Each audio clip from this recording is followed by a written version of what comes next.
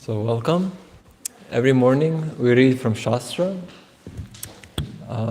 Where you are from? Mostly from Nepal? Is there anyone from India? Is there nobody from India here? No.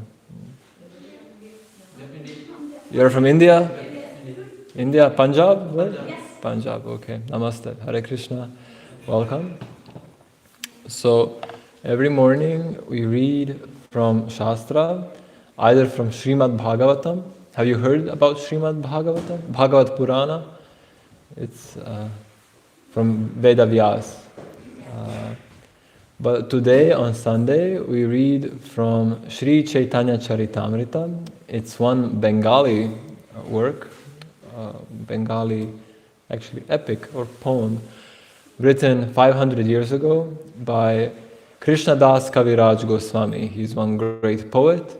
And in Caitanya Caritamrita, what is described, there are descriptions of the life and teachings of Sri Caitanya Mahaprabhu. Has anyone ever heard of Sri Caitanya Mahaprabhu? Have you ever heard of Sri Caitanya Mahaprabhu? Sri Krishna Chaitanya.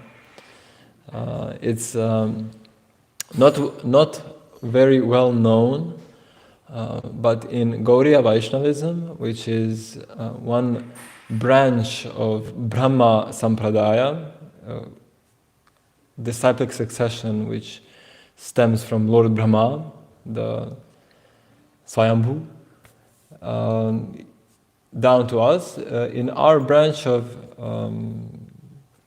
worshipping Krishna, in our school of bhakti, we have information given by the acharyas and which is confirmed in the Vedic scriptures in Bhagavad Purana that 500 years ago in the land of Bengal, in what is now today known as West Bengal, but he also lived in Bangladesh, appeared one great personality called Sri Krishna Chaitanya, who is the Chana avatar, who is the hidden avatar of Lord Krishna. Krishna, you know all in Bhagavad Gita, Krishna says, Yada yada hi dharmasya glanir bhavati bharata adbhutanam adharmasya tadatmanam srijamyaham. Krishna comes into this world, millennium after millennium, whenever there is a decline in irreligion, he comes to establish religion, to kill the demons and protect his devotees. Какой здесь следующий стих? Паритраная садунам, винашая чадушкритам, dharma samsthapanartaya, sambhavami yuge yuge. So every yuga, we are now in Kali Yuga, there are 4 yugas, Satya Yuga, Treta Yuga, Dvapara Yuga, and Kali Yuga. In every yuga, Krishna descends in order to teach humanity religious principles, in order to teach us dharma, to give the Vedic scriptures, to explain what is religion, what is not religion, and thus he comes to enable us to return back home, back to Godhead. So usually Krishna is called Tri Yuga because he appears in Satya Yuga, Treta Yuga, and Dvapara Yuga, but in Kali Yuga he does not appear in his obvious way. In Satya Yuga, we have incarnations like Kapila or Varaha. In Treta Yuga, who comes in Treta Yuga? Do you know? Rama, Sri Rama. He comes in Treta Yuga. In Dvapara Yuga, we have Krishna, Shyama Sundara, the speaker of Bhagavad Gita. But in Kali Yuga, he doesn't, and in these previous yugas, like Lord Ram or Krishna, he comes and it's obvious. He lets the world know, I am God. He speaks the Bhagavad Gita, he kills Ravana, and it is very well known that he is God. There's no hiding his power. But in Kali Yuga, which is this yuga when we are now, he doesn't come showing his glory, he doesn't come showing his power, but he comes to teach us how to worship him. He comes as Chana avatar, hidden avatar, in order to teach us how we can approach him in his full glory. In Bhagavad Gita, Krishna says, Sarva dharmam parityaja mam ekam sharanam raja. Give up everything and just surrender unto me. But since this is very difficult for us and we don't know how we can surrender to Krishna, Krishna comes again in Kali Yuga, 5,000 years later, as his devotee, as he comes in the form of Krishna Bhakta to come teach us how to become Krishna Bhakta. And this hidden avatar, Chana avatar, in this Kali Yuga is Sri Caitanya Mahaprabhu, Sri Krishna Chaitanya, who appeared in the land of Nadia, that's West Bengal. And he spread the Sankirtan movement throughout whole India. He practically flooded India with Krishna Prema by teaching from his direct example how we can serve Krishna and how we can contact Krishna and by serving him. And in this way, how we can develop Krishna Prema and become completely blissful, Satchit Anandamaya. This work we are reading today, it's called Sri Caitanya Caritamrta. It's a very important text describing the life and teachings of Sri Chaitanya Mahaprabhu, who is this Chana avatar. And since every day we read some shloka, some verse, today we're also going to read some shlokas. I'm going to begin from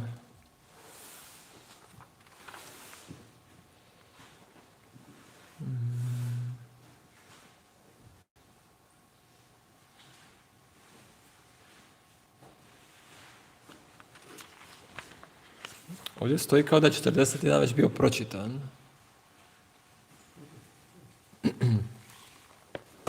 Okay. So we're going to be reading verses from 42 to 49. Or actually, maybe we can just read.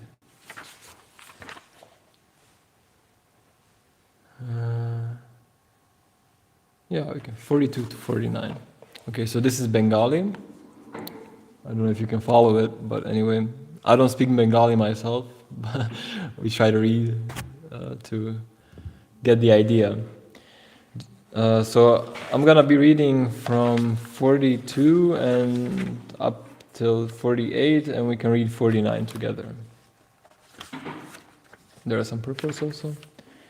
Jadanda paila Shri Shachi Bhagyavati Shadanda Prasadanya Loka Pabekati. We haven't done the invocation yet, so I'm gonna do that first. Om Namo Bhagavate Vasudevaya. Om Namo Bhagavate Vasudevaya. Om Namo Bhagavate Vasudevaya. Om Namo Bhagavate Vasudevaya.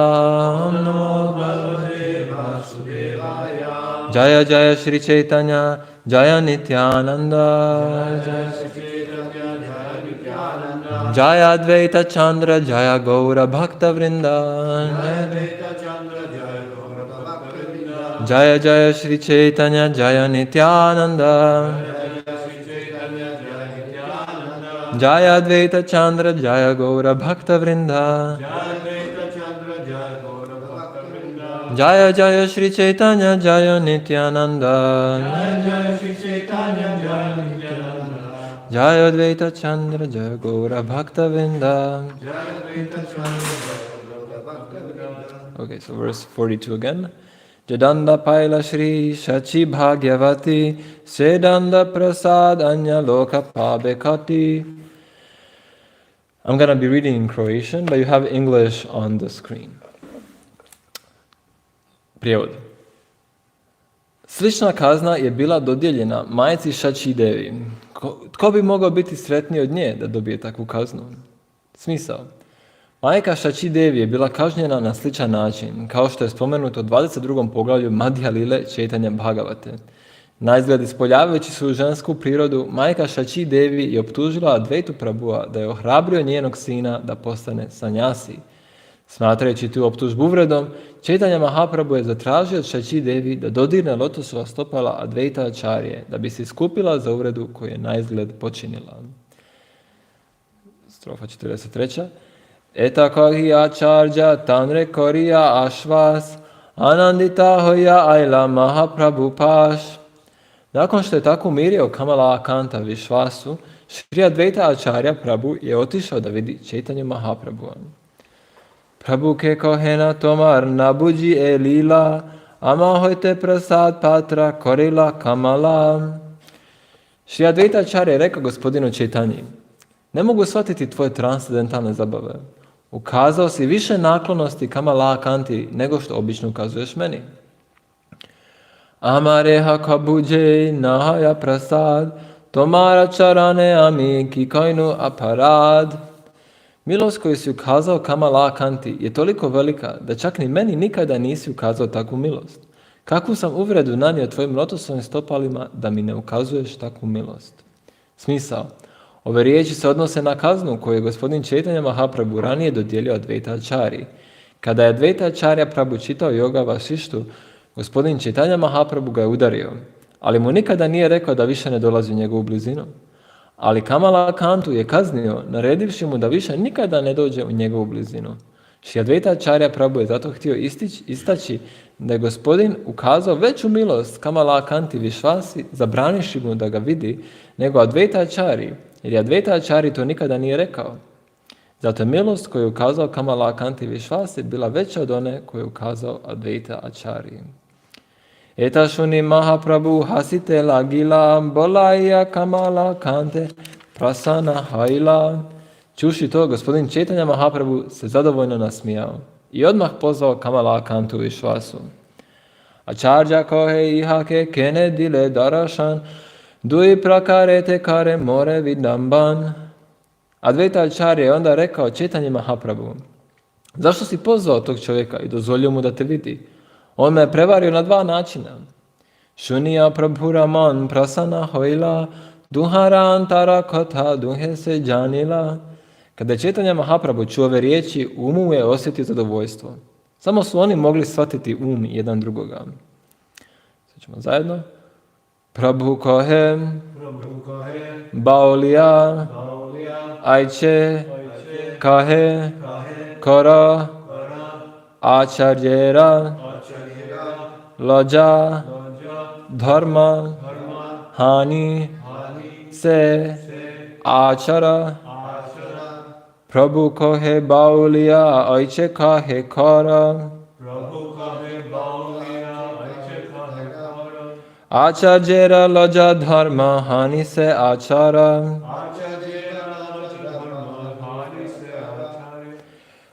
Prabhu kohe baulya aiche kahe kara. Acharyera laja dharma hani se achara. Drugi. Prabhu kohe baulya aiche kahe kara. Acharyera laja dharma hani se achara. Prabhu kohe baulya aiche kahe kara.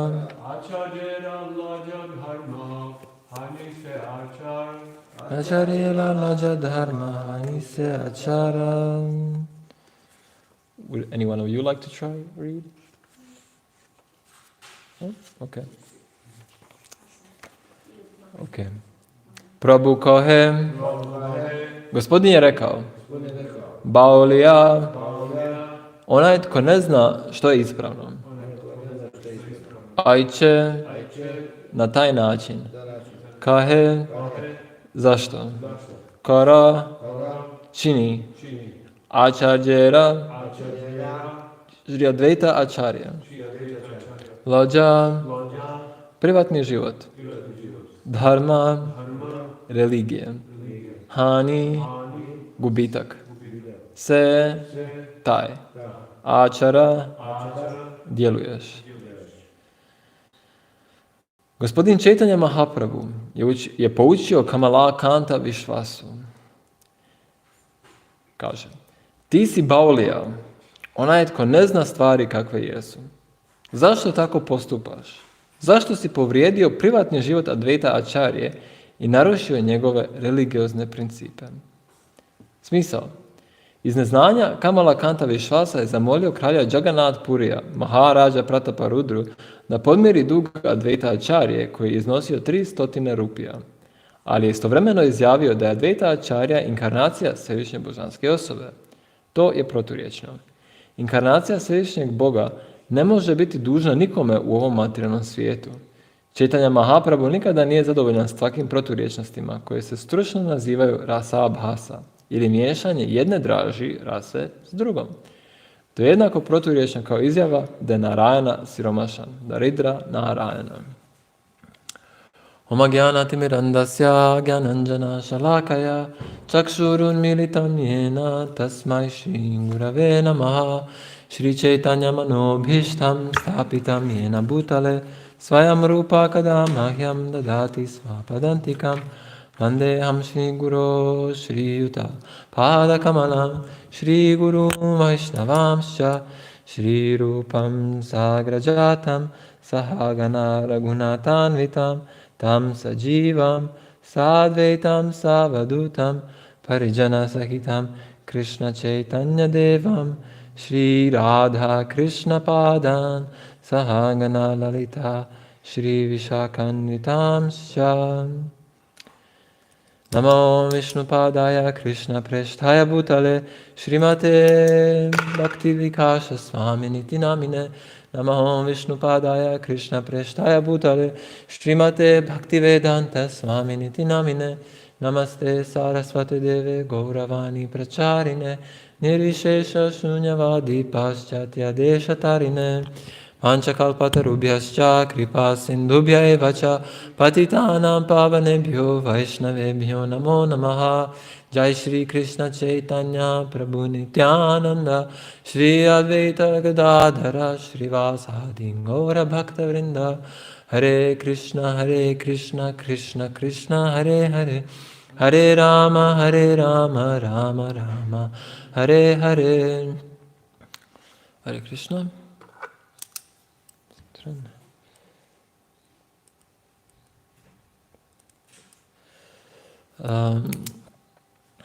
So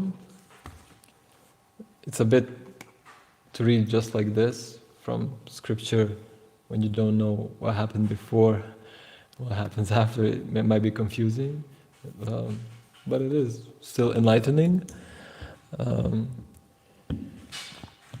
What's going on right here is Shri Krishna Caitanya, as we spoke, who is the last avatar of Krishna in Kali Yuga.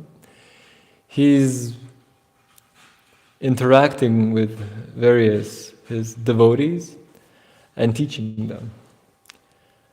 And in the course of this, sometimes he has to punish someone, sometimes he has to reward someone. But those who are on the highest platform of realization, they understand that whether he punishes or he awards someone is the same. Whether Krishna kills us or gives us wealth is the same. Why? Because Krishna is on the absolute platform and everything he does is all good. We have examples in Srimad Bhagavatam. Perhaps you know Krishna's Vrindavan Lila. When he would kill a demon, for example, Putana, when Krishna was a young child, when he killed Putana, Putana got liberation. She got mukti, and she returned to the spiritual world. Similarly, Krishna's devotees also return to the spiritual world. So whoever interacts with Krishna, he gets benefited. whether Krishna punishes us or Krishna rewards our devotion, our service, it's all the same. Because Krishna is all good, He is absolute.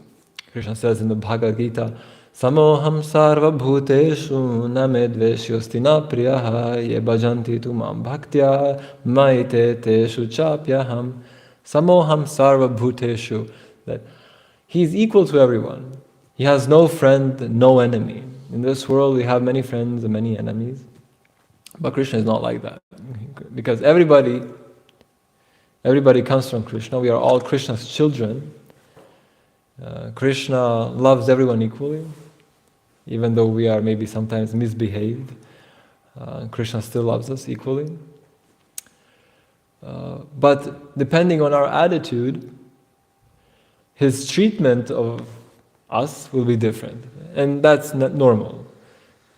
You want everyone to be happy, but for example, if you have children, as some of you, I guess, do, you love your children equally, but if some child misbehaves, your love will be shown in a different way. You will try to teach that person, that child, how to act properly so they will later on be normal, responsible citizens, and they can also be happy. You understand that by misbehaving, for example, by doing drugs, by going after women, they might think they're going to be happy, but you know that actually they're not going to be happy. Later on, their life will be miserable. So your love for them is shown by chastisement, by punishing them, by grounding them, taking away their allowance and stuff like that. And Krishna similarly, He acts in various ways to teach us, and it's not just the devotees that we read about in these chapters in the Shastras. It's not just Arjuna, it's not just Mahabharata. It's all of us. All of us are under the same supervision of Krishna. Krishna says in Bhagavad Gita, Maya Adhyakshena Prakriti Suyate Sacharacharam Hetunanena Kaunteya Jagad Viparivartate. Everything which moves, everything movable and non-movable in this world, everything is under the direction of Krishna. Everything is being conducted under His supervision. So we are also indirectly in the sense that Krishna is not standing right in front of us, but we are also under Krishna's protection, under Krishna's guidance every day. Krishna says, Ishvara sarva bhutanam hrideshe arjuna tishtati brahmayan sarva bhutani yantrarudhani mayaya. That Ishvara sarva bhutanam hrideshe arjuna tishtati. He tells Arjuna, O Arjuna, Ishvara, Krishna, that's Him, He's seated in everyone's heart. He's in the heart of all living beings, in all of us. Krishna is situated as Paramatma, Antaryami, and He is Brahmayan Sarva Bhutani Yantrarudhanima, and He is managing the wanderings of the living beings throughout this material world. He is directing us where to go, what to do. So we're not separate from Krishna. We're not completely separated. We're not separated from Him. He is with us and we are with Him. The only thing that is different from us and people like Arjuna is that we have forgotten Krishna. We have, due to our sinful mentality, Ichadvesha samuttena dvandva mohena bharata, due to our desire to lord it over this material world, and due to the concomitant perception of wanted and unwanted things, we've entangled ourselves in so many conceptions of good and bad, hot and cold, pain and pleasure, honor and dishonor, gain or loss. And right now we're running around in this material world trying to get more happiness and avoid pain. But all of these conceptions of good and bad, they all come from our forgetfulness of Krishna. And it's kind of a wicked circle. Our forgetfulness of Krishna causes us to search after pleasure in this material world, and our search after pleasure in this material world causes us to forget Krishna even more. So it's a loop. And by the mercy of the great acharyas of Vedavyas, Vyasadev, Narad Muni, Shri Krishna Caitanya, and our own Srila Prabhupada, who comes in the same disciplic succession from them, in the same sampradaya, we can be informed, hey, you're sleeping. What you are looking for is not worth the time. The happiness you want in this material world, it's impossible. Everything is temporary. You cannot be permanently happy in this world. And this hot and cold, pleasure and pain, honor and dishonor, it'll keep on changing. You can't stop it. Today you're happy, tomorrow you'll be sad. Today you're hot, tomorrow you'll be cold. You can't stop it. There's no material adjustment can be done for us to stop these pains and pleasures of this material world. So give up. We have to give up trying to control the material world, because the material world will be the way it is, whatever we do. Everybody has the experience that you anticipate some suffering. For example, I can't think of an example, but for example, it might be raining or something, and you get fed up of going by tram and everything, and you think, oh, I need a car. I'm gonna buy myself a car, and then I'll be happy. I won't have to deal with the rain. I won't have to suffer the heat and cold when I travel to work and back. I can put on my AC, drive my car, I'll be happy. Then you get your car, and okay, you solved the miseries of the rain and the cold and the heat. You have AC, you can sit, and everything's all right. But then you have a whole other set of problems. You have to pay for the car, you have to pay for the gas, you have to pay for the maintenance, the car breaks down, the car gets dirty, whole set of other problems. You have nowhere to park your car. So you avoid one set of problems, but immediately that set of problems is replaced by another set of problems. So there's no avoiding problems in this world. Nobody is happy in this world. Nobody. Even the richest person alive. Who is that right now? That's Elon Musk, right? Maybe. Elon Musk, Jeff Bezos, whoever. What are they called in India? Those Ambani, yeah. The crorpatis and everyone. Even they are unhappy. Even they solved all their existential problems. They have enough food. They have where to sleep. Everywhere they go, they have a palace. That's all right. But even they find some pains in the dealings with the people. They're not satisfied. Nobody's satisfied.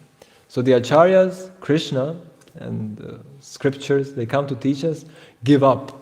Don't try for this material pain and pleasure. Don't try. Well, there are many, many analogies in the scriptures, but pleasure in this material world is most pertinently described as a mirage.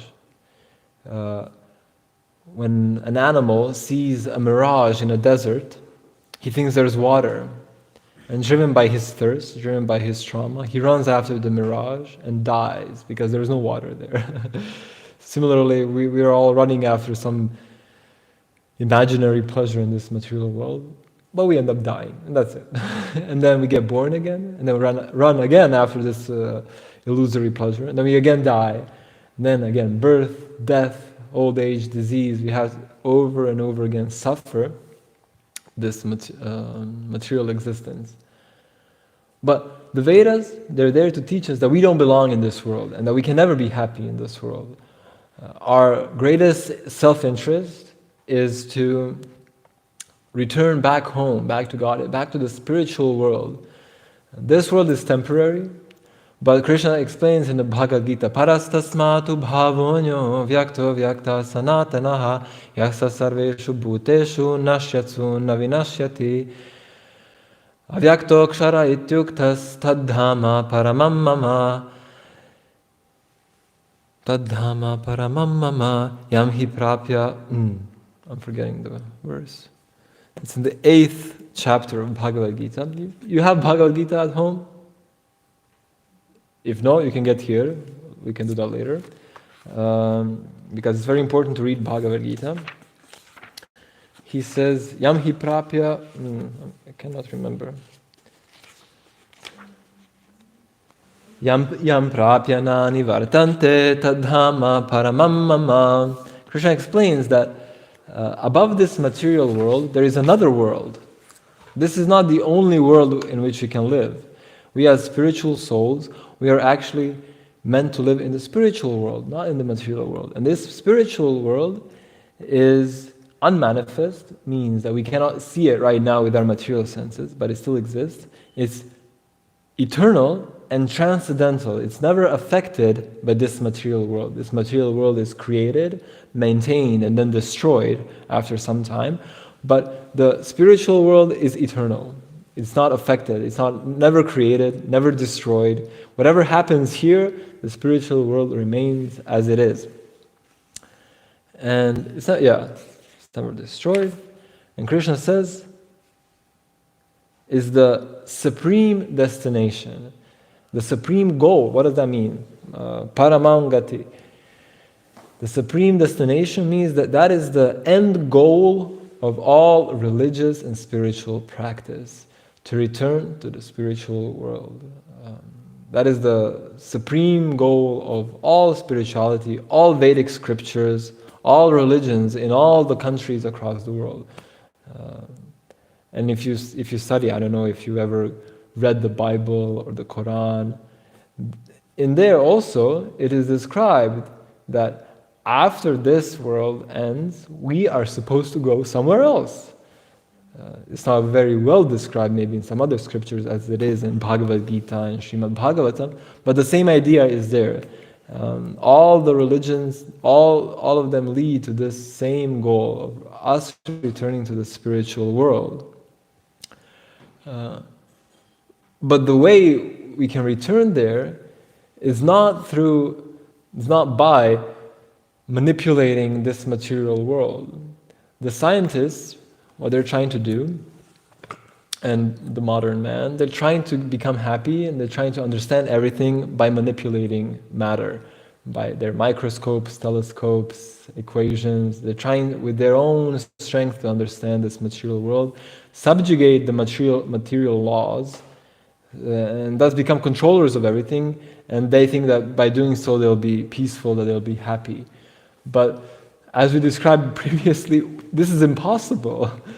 We can never be happy by controlling this material world, because this material world is just much more powerful than us, and no matter how much we try to control it, it will still be out of our control.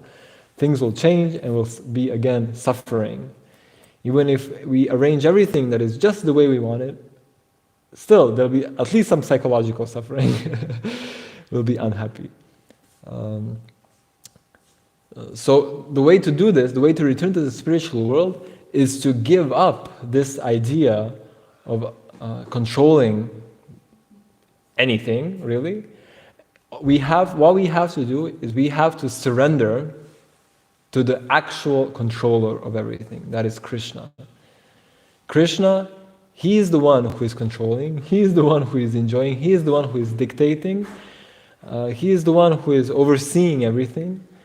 Everything exists because he wants it to exist. And everything becomes destroyed. Everything is destroyed in the end because he wants to destroy it.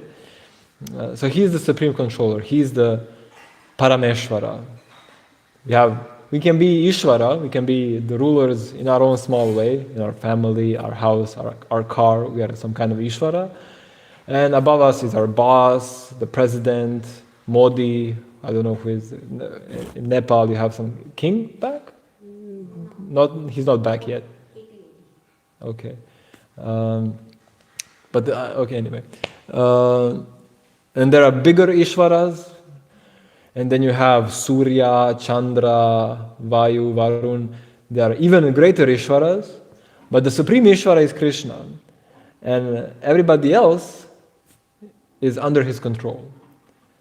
So what we have to do is we have to accept that we are not in control. We have to accept that we can't control anything really. And we have to surrender to Krishna, surrender to the supreme personality of Godhead. And that's the ultimate message of Bhagavad Gita. Krishna in Bhagavad Gita explains so many ways of understanding reality to Arjuna.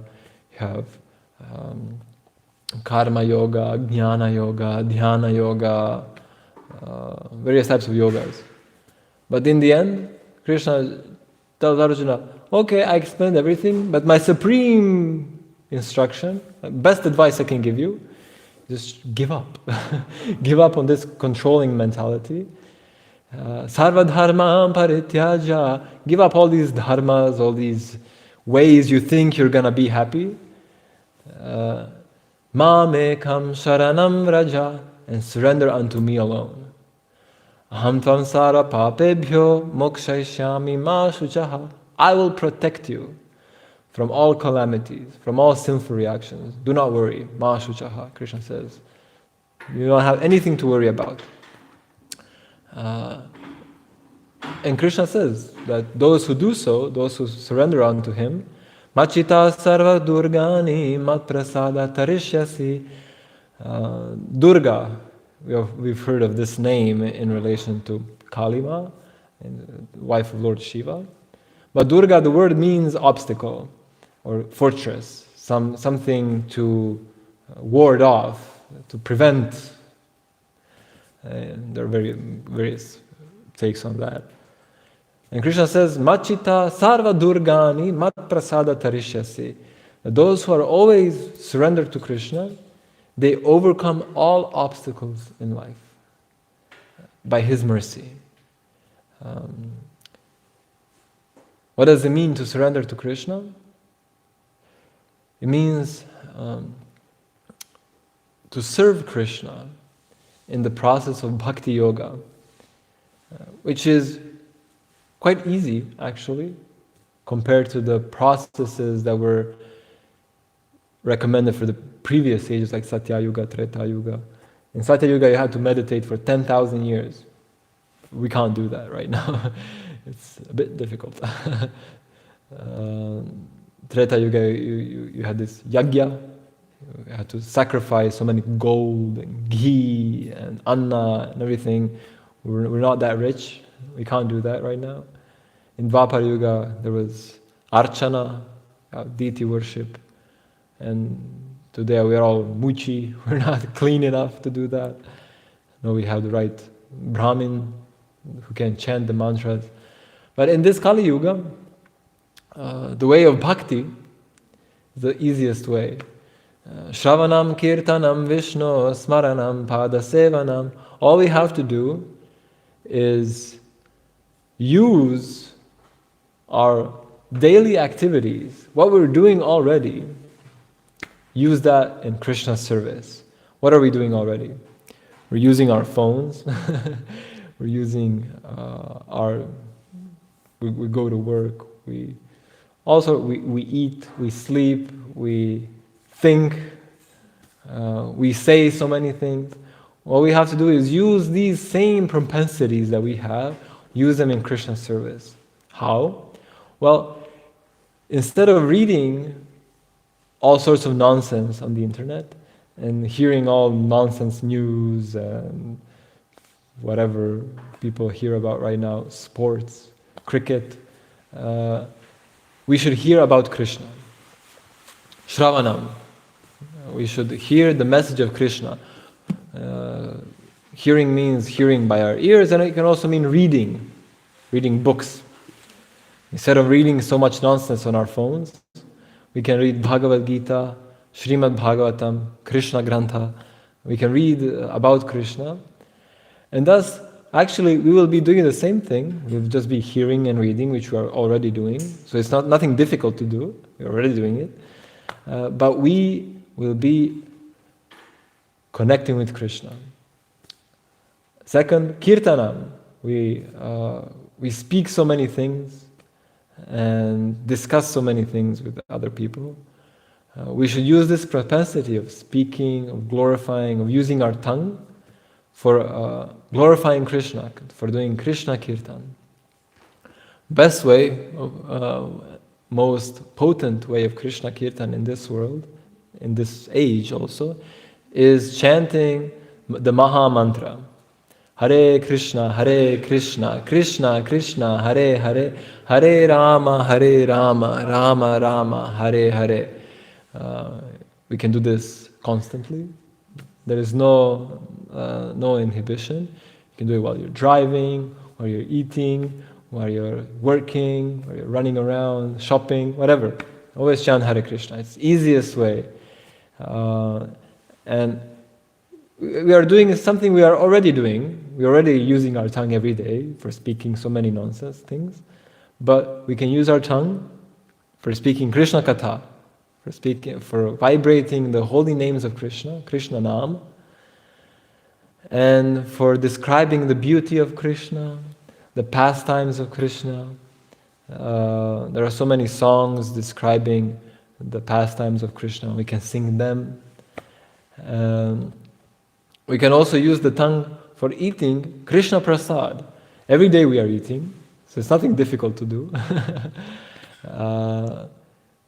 Nobody finds any problems with eating. Everybody likes to have some tasty food. But we can use this propensity, instead of eating so much rubbish things that they sell us in the supermarket and the bakery and fast food, we can use the same propensity for eating tasty Krishna Prasad. We buy things at the supermarket, we cook very nicely and offer to Krishna. Then this food becomes purified. Yagya Shishtashina Shanto Muchante Sarva Kilbishaihi, becomes free from all faults. When you eat something, you have to pay for the plant that died, for the animal that died, for everything that went into the making of this food you're eating.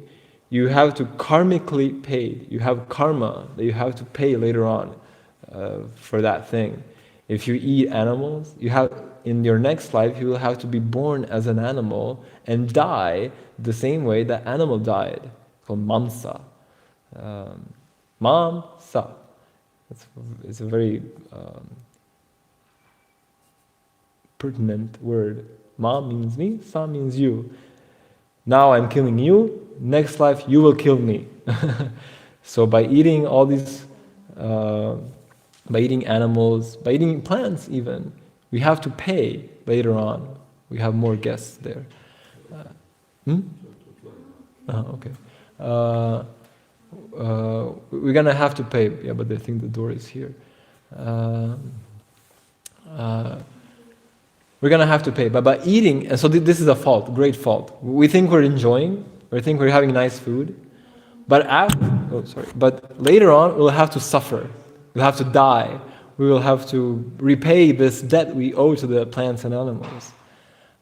So it's a very great fault. We're thinking we're enjoying, but actually we'll be suffering.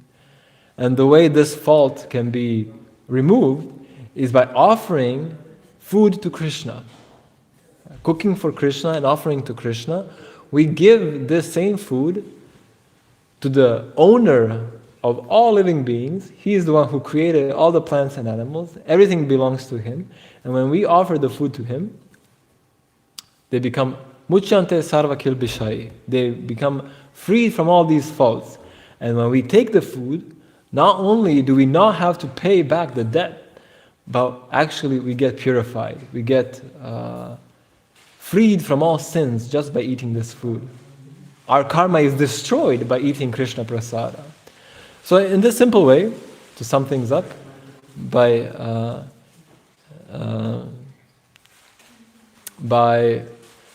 hearing about Krishna, reading about Krishna, chanting Krishna Nam, and taking Krishna prasada, we become purified. And it's these things we do every day. So it's not every day we hear, we speak, we eat.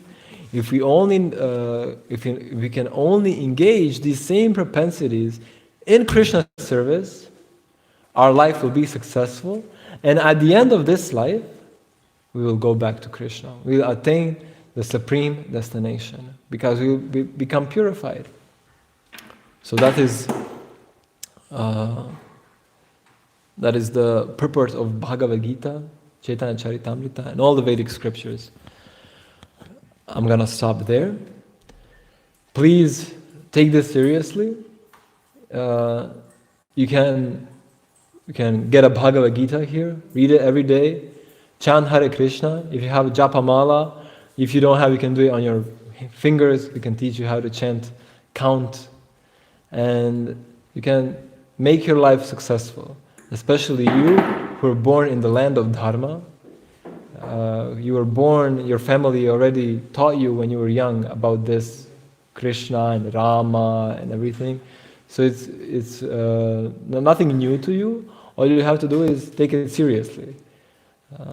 It's not just some culture, just some folklore, some fairy tale. No, Krishna is the Supreme Personality of Godhead. And He is with you and He's rooting for you, but you have to do also some endeavor to approach Him, to say, okay Krishna, yes, I will do what you say. And the best way to do this in this age is especially through this Nam Kirtan. You saw us chanting Hare Krishna, and it is the most powerful way, because when we are chanting, when we are doing Krishna Kirtan, immediately we are remembering Krishna, immediately we are thinking about Krishna, all our senses are engaged, we are hearing, we are chanting, we can see Krishna, Vigraha, Murti, we use our eyes, use our hands, legs, dance, chant, all our senses are engaged in Krishna service, and that's the most powerful way. So if you can, chant always, Satatam Kirtayanto Mam Yajan, anyway. Do always Krishna Kirtan and your life will be successful. So please do it. Are there any questions? But we have only like 1 minute maybe, because I'm already over time. If there are any questions, I can answer. Any doubts? Or if you're not gonna do this right now, it means you have some doubts. So you can put forward these doubts. It might be hard. But one thing we're greatly afflicted with is this. It's very bad. Very bad. Why? Because it gives you false stimulation. It stimulates your brain in a way that is unnatural. And after 1 hour of this, you can't do anything else. After 1 hour of Instagram, the only thing you're capable of is more Instagram, nothing else. This is very bad. It's actually a great way to make people dumb and stupid. I also have it. I use it in Krishna service. But it's very hard, and modern lifestyle is very bad for spiritual life. When you're scrolling all the time through social media, after that your brain rots, and you can't do anything else. There's no focus. You feel completely drained. You feel like you either want to just lie down or do nothing, eat some ice cream, and that's it. But through association, by coming to the temple, by slowly engaging in Krishna Kirtan, reading Krishna's books, little by little, you can do. If you're completely lazy, we understand. You can do 5 minutes a day. Read one shloka from Bhagavad Gita. Chant one round of Japamala, Hare Krishna, Mahamantra. Little by little. And this little by little, soon it will change your life. Soon you will be able to become free from this, from procrastination, from this addiction to nonsense. And you'll become free. You'll be living life more freely, more fully. And by understanding these benefits, you will be able to even more devote yourself to Krishna Bhakti, become even more happy. And then as I mentioned in the beginning, the vicious cycle of material enjoyment, in the end you will find the vicious cycle of Krishna Bhakti. Once you start, there's no going back. It's just too good. Krishna will reward you.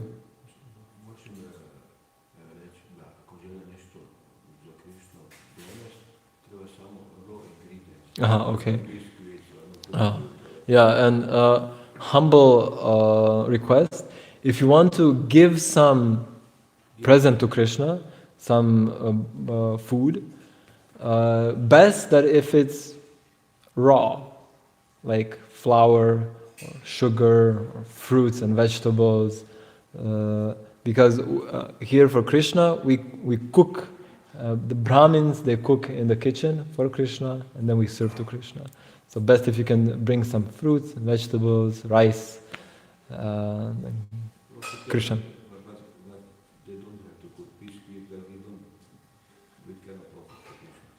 Не želim mi sad razočarat baš. Yeah. Because Krishna, he eats only those things that are cooked for him with love. So when we buy things at the store, it's not really good for offering to Krishna. Krishna, yeah. He doesn't need our food, he needs our love. So, okay, thank you. It's already way over time. Shri Caitanya Caritamrta ki jai, Bhagavad Gita ki jai, Shla Prabhupada ki jai, Vanchakalpatarubhyascha, Kripa Sindhubhyaiva cha, Patitanam Pavanebhyo, Vaishnavebhyo, Namo Namaha, Namo Vishnupadaya, Krishna Preshtaya Bhutale, Srimate Bhaktivikasha Swaminiti Namine. Now we will give you Charanamrita, you can take, and afterwards you can take Bhagavad Gita for your home. Yes, Hare Krishna. You can.